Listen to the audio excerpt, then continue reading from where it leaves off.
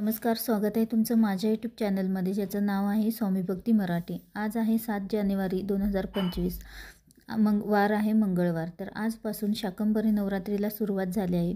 ज्याप्रमाणे चैत्र नवरात्री आणि शारदीय नवरात्री महत्त्वाची मानली जाते, त्याप्रमाणेच शाकंभरी नवरात्री देखील तितकीच महत्त्वाची मानली जाते। या नवरात्रीमध्ये आपल्या कुलदेवीची जास्तीत जास्त सेवा आपल्याला करायची आहे। तुमची कुलदेवी ही कोणतीही असो, पण तुमच्या कुलदेवीची सेवा होणं गरजेचं आहे। तर प्रत्येकाच्या आयुष्यामध्ये काही ना काही अडचणी, समस्या, दुःख हे असतातच, चढ उतार हे असतातच।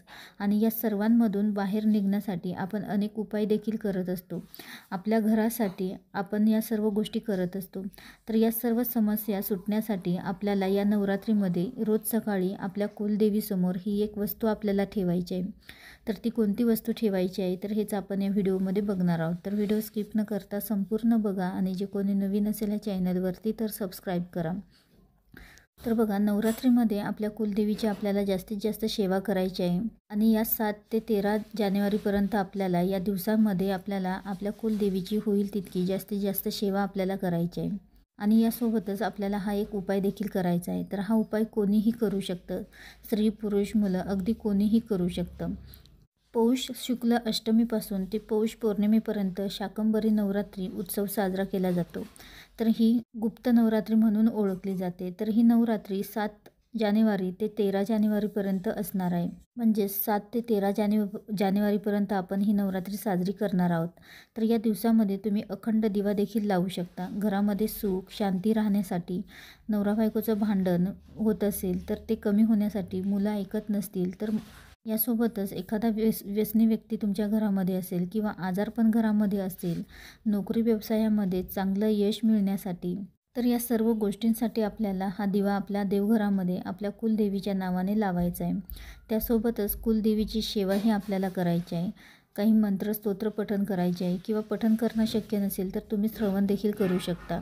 आपल्या कुलदेवी आणि कुलदेवाची सेवा खूप महत्त्वाची आहे आणि त्यामुळे आपल्या कुलदेवी आणि कुलदेवीची सेवा ही आपल्याकडून व्हायलाच पाहिजे। त्यांची सेवा होणे आपल्याकडनं होणे हे खूप गरजेचं आहे। त्यासोबतच या नवरात्रीमध्ये अगदी वर्षभरही तुम्ही हा एक उपाय करू शकता। तर रोज सकाळी पूजा झाल्यानंतर आपण जी रोज सकाळी आपली देवघरातील पूजा करतो, तर ती झाल्यानंतर कुलदेवीला आपल्याला नैवेद्य दाखवायचा आहे। तर अगदी साखर किंवा खडी साखर देखील तुम्ही नैवेद्यामध्ये ठेवू शकता। आणि त्यासोबतच आपल्याला एक तांबूल देखील आपल्याला ठेवायचा आहे। तर तांबूल म्हणजेच पानाचा विडा, तर हा देखील आपल्याला आपल्या कुलदेवीसाठी ठेवायचा आहे। आणि हा विडा तुम्ही तुमच्या हाताने बनवून कुलदेवीला दाखवा।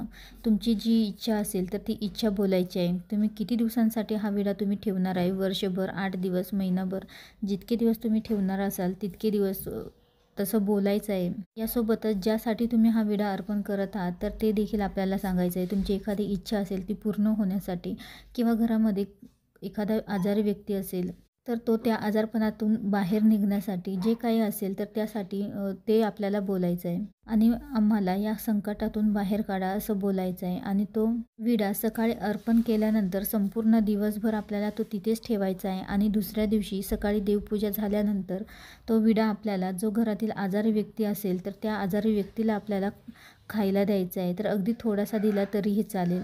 आणि यासोबतच घरातील सर्वांनी थोडं थोडं हा विडा आपल्याला खायचा आहे। तर यामुळे खूप छान अनुभव तुम्हाला येईल। कुलदेवीच्या आशीर्वादाने तुमच्या सर्व अडचणी या हळूहळू सुटू लागतील। त्यासोबतच या नवरात्रीच्या कालावधीमध्ये सकाळी आणि संध्याकाळी रोज तुम्ही आरती देखील करू शकता।